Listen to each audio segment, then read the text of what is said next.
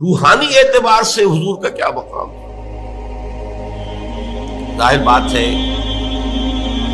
کہ ہم جیسے لوگوں کے لیے اس کا ادراک و شعور ممکن نہیں۔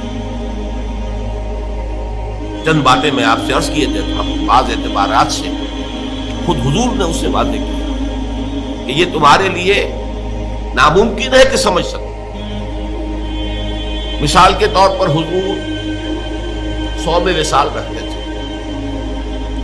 صوم وصال اسے کہتے ہیں کہ آج روزہ رکھا اور شام کو اسے افطار نہیں کیا، وہی روزہ رات سے گزر کر پھر اگلے دن تک چلا اور اگلے دن شام کو افطار ہوا، تو یہ 2 دن کا صوم وصال ہے۔ اگر یہی بات آگے ایک اور دن چلے گی تو 3 یوم کا صوم وصال ہے۔ نبی اکرم صلی اللہ علیہ وسلم یہ صوم وصال رکھتے تھے، لیکن اپنے ساتھیوں کو، صحابہ کو، یعنی نوٹ کیجئے ہمارے لیے تو کیا سوال پیدا ہوتا، صحابہ کو بھی روکتے تھے۔ جس پر کسی صحابی نے سوال کر لیا تو آپ نے فرمایا صلی اللہ علیہ وسلم، ایکم مثلی، تم میں سے کون ہے جو میرے مانند ہو؟ ابھی تو عند ربی، میں تو اپنے رب کے پاس رات گزارتا ہوں، وہ یطعمنی و یسقینی، وہ مجھے کھلاتا اور پلاتا ہے۔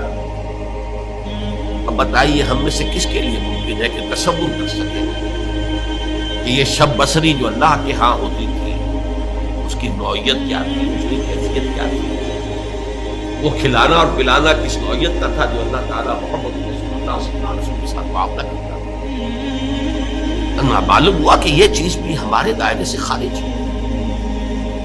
اچھا میں تو اپنی بات کر رہا ہوں، میں سمجھتا ہوں کہ بڑے سے بڑے صوفی اور بڑے سے بڑے ولی اللہ کے لیے بھی ممکن نہیں کہ حضور کے روحانی مقام کا پورا ادراک کر سکے۔ ان دونوں پہلوؤں سے جب ہماری عقلیں اور ہمارا فہم و شعور اور ادراک عاجز ہے تو اس کا مفہوم یہ ہوا کہ اس کو بیان کرنے کی کوشش کرنا بہت بڑی خطا، بہت بڑی غلطی ہے۔ یہ بڑی خطا اس اعتبار سے نوٹ کیجیے، سادہ سی مثال سے بات سمجھ میں آ جائے۔ ایک لطیفہ ہے، کسی دیہاتی کی کوئی مشکل تھی جسے کسی ایک شہری بابو نے، شہری شخص نے حل کر دیا، اور وہ شخص جو تھا شہری، وہ ڈپٹی کمشنر تھا، لیکن اس دیہاتی نے اسے دعا دی، خدا تجھے پٹواری بنائے، اس لیے کہ اس دیہاتی کے لیے سب سے بڑا عہدہ، سب سے زیادہ صاحب اختیار ہستی پٹواری۔ اس کی تھوڑی سی جنبش قلم سے اس کی زمین کسی اور کے نام درج ہو جاتی ہے، انتقال ہو جاتا ہے، اسی کے قلم کی جنبش سے مالیانہ معاف ہو جائے گا۔ سارے اختیارات اس دیہاتی کے جو ہے، اس کاشتکار کے جو ہے، وہ اس کے ہاتھ میں ہے۔ اسے کیا معلوم کہ اس پٹواری سے لے کر اس ڈپٹی کمشنر تک کتنے عہدے ہیں درمیان میں، اور وہ شخص کتنے مقام بلند پر فائز ہے جسے وہ دعا دے رہا ہے پٹواری کو۔ اسی کا اندیشہ ہے کہ ہم اگر حضور کے ان مقامات کو بیان کرنے کی کوشش کریں گے تو شدید خطرہ ہے کہ ہم حضور کی توہین کے مرتکب ہوں گے، اس لیے کہ کما حقہ بیان ممکن نہیں ہے۔ جب کما حقہ بیان ممکن نہیں ہے تو ہم اپنے تصور کے مطابق مدح کریں گے، اور وہ بہت کمتر ہوگی اصل مقام کے اعتبار سے، اور اسی کا نام توحید۔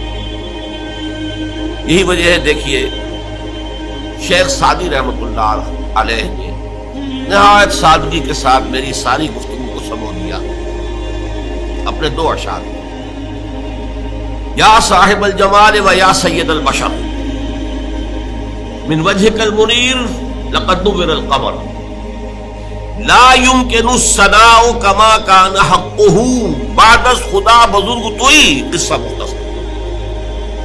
جتنا ان کا حق ہے کہ ان کی ثنا کی جائے وہ ممکن ہی نہیں ہمارے لیے، لا يمكن الثناء كما حقه۔ بس ہمیں صرف یہ کہہ کر جو ہے اس بات کے دامن میں پناہ لینی ہے کہ بعد از خدا بزرگ توئی، قصہ مختصر۔ اللہ کے بعد آپ ہی کی ہستی ہے بلند ترین، عظیم ترین۔